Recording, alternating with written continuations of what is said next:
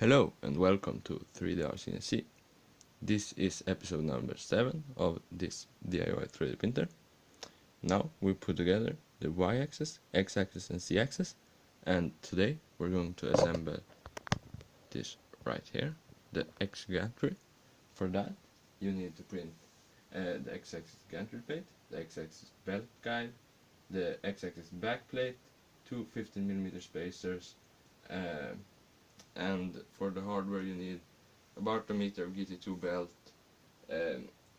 4 30mm M5 bolt, 2 35mm M5 bolts, 6 M5 nuts, 4 V-slot wheels, 8 M3 nuts, 2 spacers, and 2 eccentric spacers, and then last 4 M3 by 12mm bolts. So you can start with inserting M3 nuts in these holes right here. That's where we're going to attach the hot end assembly later. You can use the lower two on both or the upper two on both, but it's good to be able to adjust that up and down, so I put in all of them. Then 2 M5 nuts in this. Then you push through the M5 by 30 in these 4 holes. Put regular spacers on the top, 6mm, and then eccentric spacer on the bottom. Then wheels on all of them and M5 nuts. Then you tighten these so they still can spin freely but no wobble. Then you take the belt guide and that screws into these two holes right here. So that goes on the back side and that lines up with the wheels. So we take 2 of the M3 by 12mm bolts and push them through like that, and then they just thread in the plastic here on the back.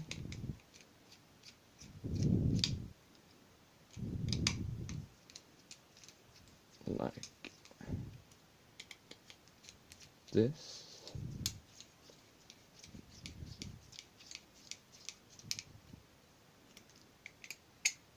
Don't over tighten them because then you can strip the plastic, so they will be loose. After that you can insert the M5 by 35mm screws in these top holes right here. Put on the 2 spacers, and then we need to attach this to a printer, so I'll move the camera and we'll continue.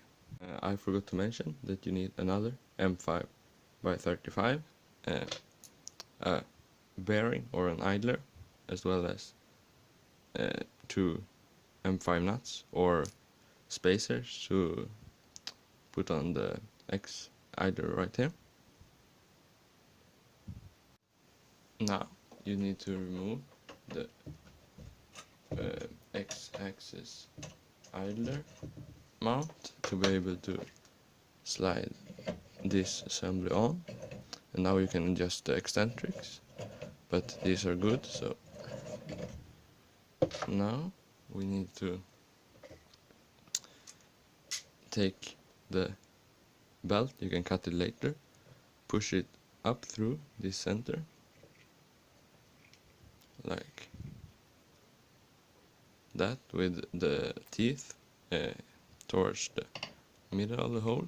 Then this goes around, I don't know if you can see that, like that, and then you put 2 zip ties around that, and once I've done that I'll come back like that, 2 zip ties, and that's a sturdy connection. So now we can put that on right here like that. This goes through the center on the aluminum extrusion like this, and then around on the other side around the motor. Then you might have to take this off to push the other end through the same hole as the first one, like that, and then we'll try to get this belt in the top slot and push that over right here, like that. Now the belt is through. Then we can put the x-axis idler mount back on,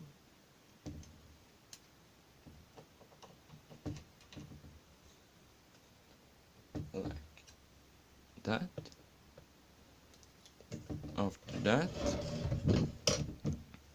we need to get some of this belt out right here, like that, and then we take a M5 by 35, push it through, use a bearing or an idler right here that screws into this plate. I will put a nut on each side so it won't be able to slide back and forth, but you could use a spacer on each side as well.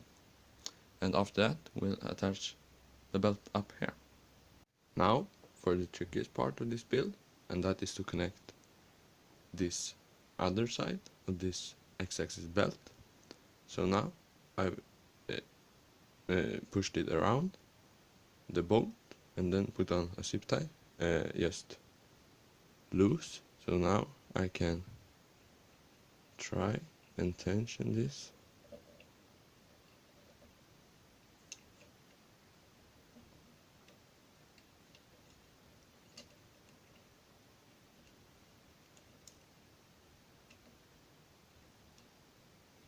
By grabbing it with a pair of pliers, just like that. I have that right here. Take it over this yellow part, then tension it right here, and then tighten the zip tie, just like that. And then after that we can remove this bolt right here and put on another zip tie closer to this print spacer, just like that. Then I go ahead and cut the rest of the zip ties off, and then we can push through the bolts again, like that. Take the back plate with this part that sticks out towards the front, then just push that on right here. It goes over the nuts for the V-slot wheels, so just try to get it on like that. You have to align the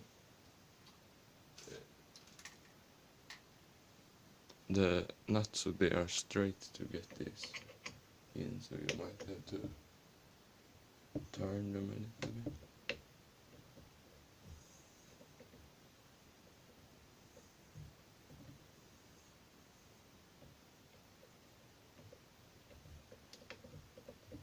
Now that's all the way on. Then you can take another two M3 by 12mm bolts in these two holes right here, there, and right there, and tighten them in the belt guide, and then tighten these two M5 up here. So I'll do that and then I'll be back.